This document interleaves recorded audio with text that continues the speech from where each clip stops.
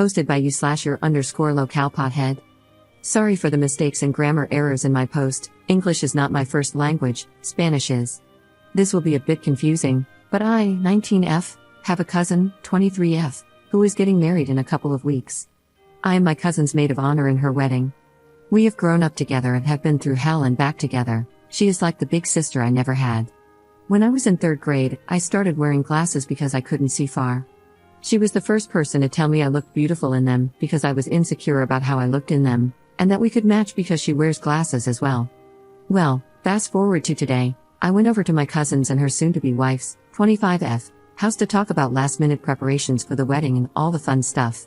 When we started talking about pictures of the wedding, this is where Jordan, my cousin's fiancé, told me that I should take off my glasses for the wedding and wear contacts because she doesn't want them to ruin her wedding photos, and that I would look like an outcast and all of the attention would be drawn to me if I'm the only one wearing glasses. To say I was shocked is an understatement. I have always been used to my glasses and I never take them off. I personally don't want to use contacts because it's so much work, and I am a forgetful person and might end up sleeping with them on or something like that. I told Jordan that I wouldn't be comfortable with it and that contacts cost money since I would have to get them in my prescription, which would take a while. I also mentioned that I would much rather wear my glasses because I am more comfortable with them. She told me I was being unreasonable and that my cousin is wearing contacts for the wedding, so I should be a good cousin and not ruin the wedding pictures. If I don't comply, she will tell my cousin to remove me from the wedding, and I can attend as a guest. My heart kind of broke when she said that to me. I know my cousin wouldn't care if I wore my glasses, so I'm here asking strangers for advice. Would I be wrong if I don't wear contacts for my cousin's wedding? And should I tell my cousin about this conversation with Jordan? My cousin wasn't in the room when this conversation happened. She went to buy some food for us. Please help me out. Update 1. It's been an interesting few days and a lot has happened. On Saturday, my cousin called me, saying she wanted to talk about something. I figured that would be a good time to tell her everything that went down with Jordan, so we met at a park next to our grandparents' house. When I got there, she was already waiting for me, but the vibe and energy seemed off. It was tense. I sat down in front of her, and no one said a word for about 30 seconds, but it felt like forever. Then my cousin finally spoke, with tears running down her face, asking me why I wanted to drop out of the wedding and no longer be her maid of honor. I was completely taken aback by what she just told me. I never once said I would drop out of the wedding or that I no longer wanted to be her maid of honor. As I was processing this, she kept asking me questions. Do I not love her? What did she do wrong? Why do I not want to be in the wedding? Why did I miss all of the wedding events she and Jordan planned? Do I no longer value the relationship we have and the things we've been through? After 5 minutes of calming her down, I explained that I never once said I was dropping out of the wedding and that I do love her and value everything we've been through. To explain how close we are, with permission, I want to give you some examples. My cousin was the first person who helped me recover and move on from my toxic and abusive ex, whom I was with for 3 years. She never once left my side. I was also the one who found my cousin after she tried to overdose. I spent every day in that hospital until she got better and was with her through her treatments and therapy sessions. As I was explaining all that to her, I started crying because I couldn't understand why she would think that after everything we've been through.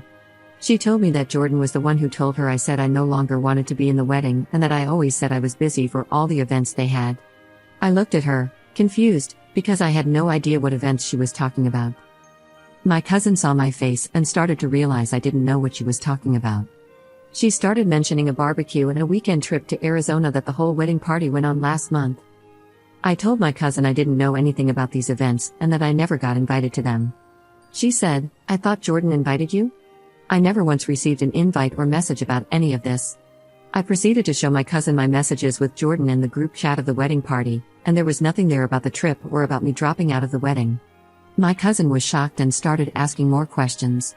"You didn't tell Jordan you wanted out of the wedding? When was the last time you talked to her? Why didn't you get invited?" I explained to my cousin that the last time I spoke to Jordan was when she told me about the contacts. I explained everything to her about how Jordan said if I don't buy contacts, she would tell my cousin to kick me out of the wedding, as I stated in my original post. I even showed my cousin the post, and she was livid. She started going on and on about how Jordan kept bothering her about getting contacts for the wedding. When my cousin would ask her why, Jordan would say, "It won't match the aesthetic of the wedding," and would throw everything off.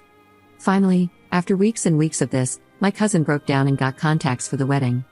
My cousin looked at me and said that she doesn't care what I wear to her wedding, glasses or not, as long as I'm there, That's what matters. She said she couldn't believe Jordan said that to me, of all people, and she would not stand for it. After talking for about an hour, she left, and I just sat there, shocked by everything that had been said and done. Later that day, around 12 a.m., I received a call from Jordan. At first, I was confused because she doesn't usually call me, but I picked up, thinking something had happened.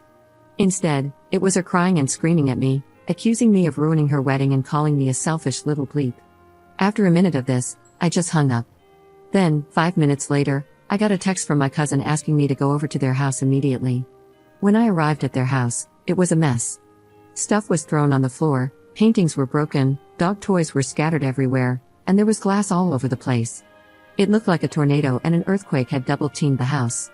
I walked into where my cousin and Jordan were sitting. Jordan was just crying and screaming. Once she saw me, she started yelling at me and calling me every name in the book. My cousin had to tell Jordan to shut the hell up. Once she did, everything came out in the open. Basically, Jordan doesn't like me and hates that my cousin and I are so close. She has been telling lies to my cousin about me to make her hate me and trying to take my cousin away from the family so she can have her to herself. Jordan yelled, "How the hell am I supposed to know you don't like her or screw her? No cousins are that close." To which my cousin replied, "This isn't freaking Alabama, you idiot. She's my cousin, we grew up together. She was there when I was in the hospital. Where the hell were you? Just because you have a messed up family doesn't mean we do." After that, the night was a blur. I was extremely tired and just wanted to go home. My cousin came with me and has been staying with me since that night. Jordan has been blowing up both my phone and my cousin's phone, asking for forgiveness and a second chance, and wanting to make things right. I told my cousin that if she wants to go through with the wedding, it's up to her because I know she loves Jordan. They've been together for 4 years now, so I understand it can be hard to leave someone you've given your heart to. I'm so sorry for the long update, but that's what's been happening. Thank you to everyone who gave me advice and helped me realize that I wasn't being dramatic or overthinking, it was more of a deeper issue. If anything else happens, I will update again, hopefully not, but we will see. Commenter. If you and your cousin are so close, how come you didn't know about the barbecue or the trip a month later? I can't believe she wouldn't have told you about them afterward or asked why you weren't going to begin with. Ops response. My cousin didn't tell me because Jordan was the one planning most of the events and sending out invitations and information.